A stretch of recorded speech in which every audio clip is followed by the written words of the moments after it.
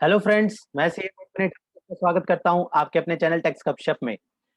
Pan number के through जो है काफी सारी चीजें हमारी लिंक्ड होती हैं।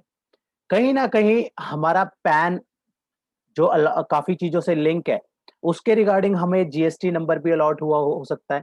अगर हमने जीएसटी नंबर जितने लिए हैं, वो एक्चुअल में उनका जो एक्चुअल स्टेटस है, वो ही अगर वो शो कर रहा है, तब तो कोई इश्यू नहीं है। लेकिन कई केसेस में ऐसा भी देखा गया डिपार्टमेंट द्वारा कि जीएसटी जो है वो अप्लाई जो किसी इंडिविजुअल का है, उसके अकॉर्डिंग वो जो स्टेटस आना चाहिए वो नहीं है। और कहीं न कहीं ऐसे केसेस को जो है कहीं न कहीं गवर्नमेंट को टेक केयर करने के लिए एक फैसिलिटी गवर्नमेंट द्वारा इंट्रोड्यूस कर दी गई है, एक फंक्शनैलिटी डाल दी गई है, जिसको यूज़ करके कोई अगर ऐसा पैन है जो कि एज़ पर एक्चुअल स्टेटस नहीं है, या फिर वो कहीं न कहीं बेसिकली देखने का पर्पस ये है कि किसी पैन का मिसयूज़ ना हो, उस मिसयूज़ को कवर अप करने के लिए जो है गवर्नमेंट ने पोर्टल पे ही इस तरीके की फंक्शनैलिटी डाल दी है, जिसको हम यूज़ करके एप्लीकेशन रेज़ कर सकते हैं। अगर हमारा प पैन जो है वो प्रॉपर जो है उसकी अलॉटमेंट प्रॉपर जो है उस तहत नहीं है। अगर हमने जीएसटीएन कोई सरेंडर कर दिया है,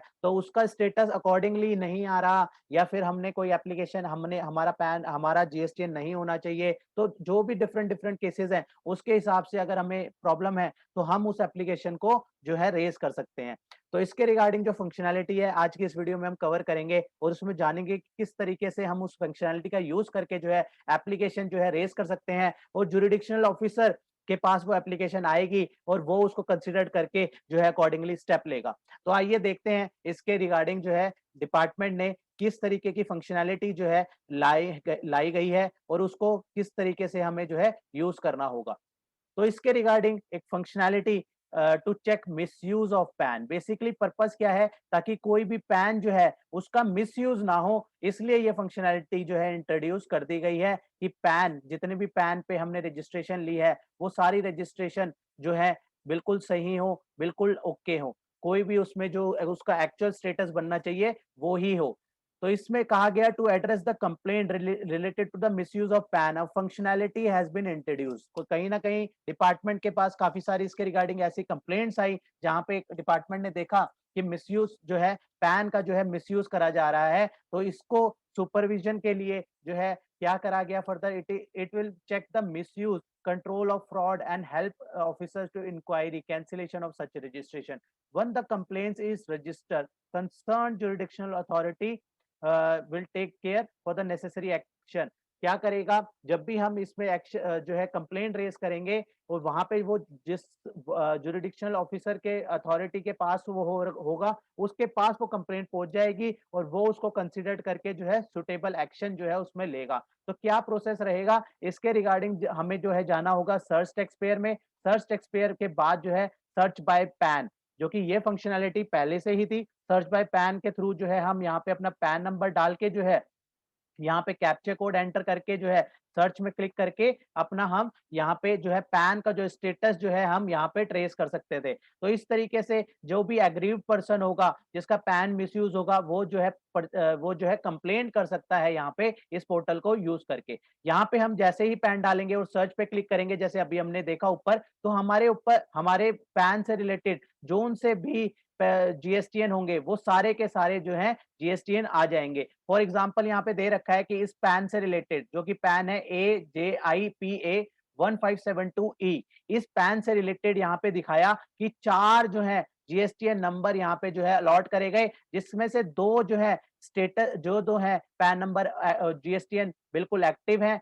एक जीएसटीएन जो है वो सस्पेंडेड है, और एक जो है वो कैंसिल हो चुका है। तो यहाँ पे उस टैक्स पेयर को देखना होगा कि जो 4 जीएसटीएन नंबर इसमें शो कर रहा है, जिसमें से कि जो एक्टिव है वो महाराष्ट्र वाला और जम्मू एंड कश्मीर वाला एक्टिव दिखा रहा है, और एक दिल्ली का जो है वो सस्पेंडेड दिखा रहा है, और एक दिल्ली का कैंसल्ड दिखा रहा है। तो 4 जीएसटीएन की जो है स्टेट वाइज जो है वो दिखा रहा है कि किस तरीके से जो यहाँ पे अलॉटमेंट है। यहाँ पे जो है बेसिकली जस्ट एन एग्जांपल के लिए है, इसलिए आप स्टेट कोड के उसमें मत जाना, क्योंकि अगर यहाँ पे स्टेट कोड जो है जब में 07 मेंशन किया हुआ है, लेकिन यहाँ पे एज पर स्टेट यहाँ पे जो है स्टेट कोड होना चाहिए। तो यहाँ पे अगर हमें इसको जस्ट वेरीफाई करेंगे, हम देखेंगे कि ये सारी जो यहाँ पे जो जो भी डिटेल दी गई है, अगर वो एप्रोप्रिएट है, अगर वो ये डिटेल जो है वो एप्रोप्रिएट है, तब तो कोई दिक्कत नहीं है। अगर एप्रोप्रिएट है तब तो ओके है, ठीक है। और अगर लेकिन अगर इनएप्रोप्रिएट है, अगर इनएप्रोप्रिएट है तो हमें क्या करना होगा,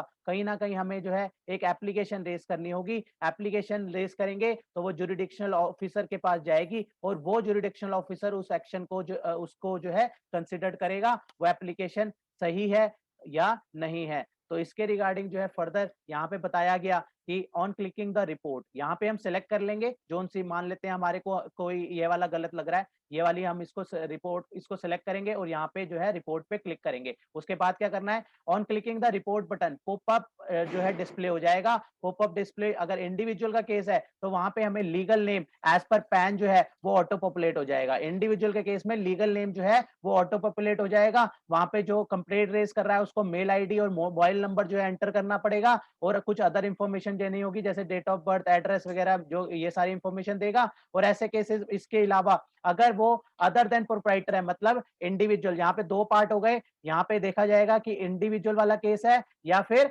अदर देन इंडिविजुअल वाला केस है। तो अदर देन इंडिविजुअल वाला केस है, अदर देन इंडिविजुअल, तो उस केस में क्या रहेगा, वहां पे जो है पर्सनल डिटेल कंप्लेनेंट को जो है, जो अगर मान लो यहाँ पे कोई कंपनी है या एलएलपी है तो ऐसे केस में उसको पर्सनल डिटेल जो है आधार ऑथेंटिकेशन जो है करानी पड़ेगी, डायरेक्टर पार्टनर्स वगैरह की वो डिटेल डालेगा। तो इस तरीके का यहाँ पे जो है हमारे पास डिस्प्ले आ जाएगा, जहाँ पे legal name of the PAN आ जाएगा। उसके बाद डेट ऑफ बर्थ यहाँ पे हम डालेंगे, डेट ऑफ बर्थ और एड्रेस डालेंगे, ईमेल आईडी, मोबाइल नंबर डालेंगे, separate OTP will be send to the mobile number. तो यहाँ पे ये सारी डिटेल डालने के बाद हम क्लिक कर देंगे किस पे, प्रोसीड पे जो है हम क्लिक कर देंगे कि हम रिपोर्ट करना चाह रहे हैं इस जीएसटीएन के तहत। तो यहाँ पे legal name as per PAN will auto populated, ठीक है, वो ऑटो पॉपुलेट होगा और कोई भी यहाँ पे एडिटिंग नहीं होगी। और यहाँ पे नेम जो है it will only in case other than individual. अगर हमने जैसे कंपनी का केस बताया या एलएलपी का केस बताया तो उस केस में क्या है कि हमें डायरेक्टर का